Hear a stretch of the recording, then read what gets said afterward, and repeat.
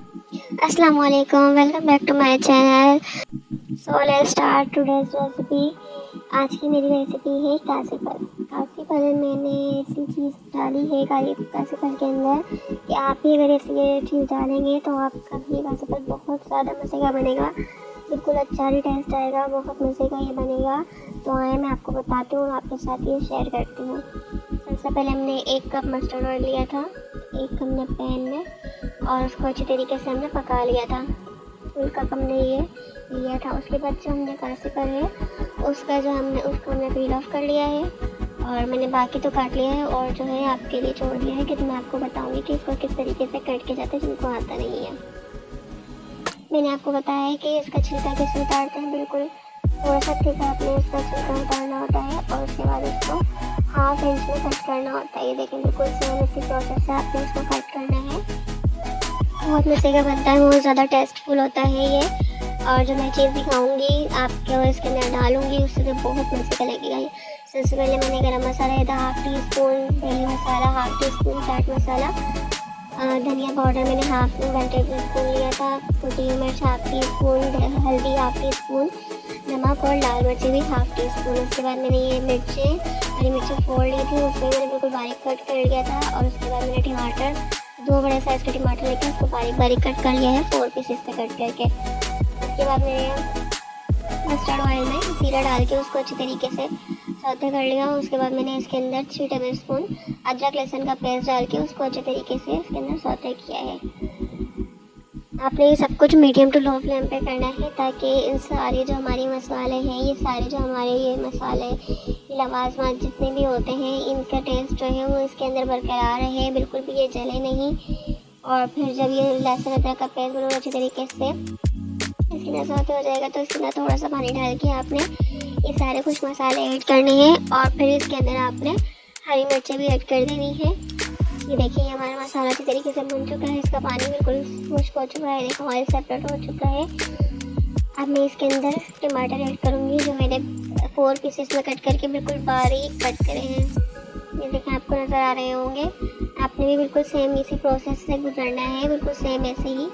उसके बाद ये जो सीक्रेट इंग्रेडिएंट था मेरा, वो देखिए ये आ चुका है। ये सीक्रेट इंग्रेडिएंट जो मेरा है ये है अचार।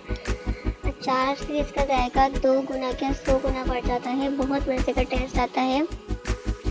मैंने थोड़ा सा ही अचार इसके अंदर डाला है। अगर आपके पास अचार नहीं है, मतलब किसी घर में नहीं होता, तो कोई ऐसा मसला नहीं है, आप ऊपर से नींबू डाल सकती हैं, इसके अंदर इमली डाल सकती हैं। लेकिन अचार का जो फ्लेवर बहुत मज़े का, बहुत ज़्यादा टेस्टफुल होता है। मैंने अचार के साथ इसके अंदर दही भी ऐड की है, टमाटर भी मैंने ज़्यादा ऐड किए हैं। आप देख रहे हैं इन सारी चीज़ों को। ये देखें, अब मैंने सब कुछ मिक्स करके थोड़ा सा पानी डाल के, 2 टेबल स्पून पानी डाल के इसको हल्की आंच पे कवर करके रख दिया था मैंने 15 मिनट के लिए। ये देखिए, ये मैंने कवर अप किया है, और देखिए माशाल्लाह से हमारा जो मसाला है बहुत अच्छे तरीके से भुन चुका है। आपने टेंशन नहीं लेंगे कि अचार भूल जाएगा या क्या हो जाएगा, कोई ऐसा मसला नहीं है।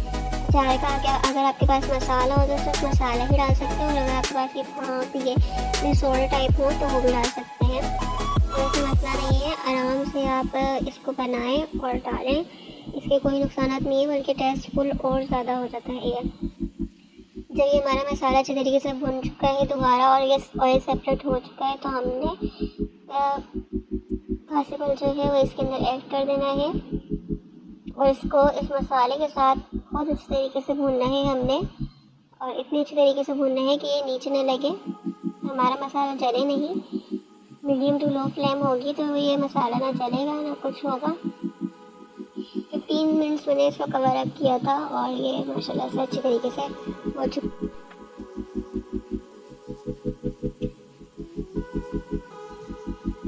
आपने बिल्कुल मीडियम फ्लेम करके इसको अच्छे तरीके से भूनना है। ये देखिए, कासीफल हमारा बहुत अच्छे तरीके से भून रहा है, ऑयल सेपरेट हो रहा है।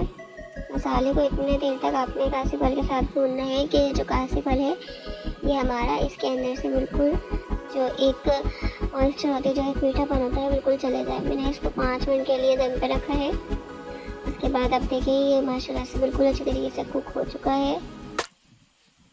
कोई देर नहीं लगती, कोई इतना ज़्यादा कोई मेहनत का काम नहीं है, बहुत मज़े का, बहुत झटपट से ही बन जाता है। अब इसकी हम गार्निशिंग करते हैं। ये देखिए, बहुत मज़े का ये बनता है, और इसके अलावा जो ये सीक्रेट इंग्रेडिएंट इसके अंदर जो गया है ये हमारा अचार, इससे तो इसने 4 चांद लगा दिए हैं। इससे इसकी जो लज्जत है वो बहुत ज़्यादा बढ़ चुकी है। इसके ऊपर आप धनिया डाल सकते हैं और मिर्ची काट के डाल सकते हैं। उसके अलावा आप इसके ऊपर नींबू छिड़क के भी खा सकते हैं, बहुत मज़े का इसका फ्लेवर आता है।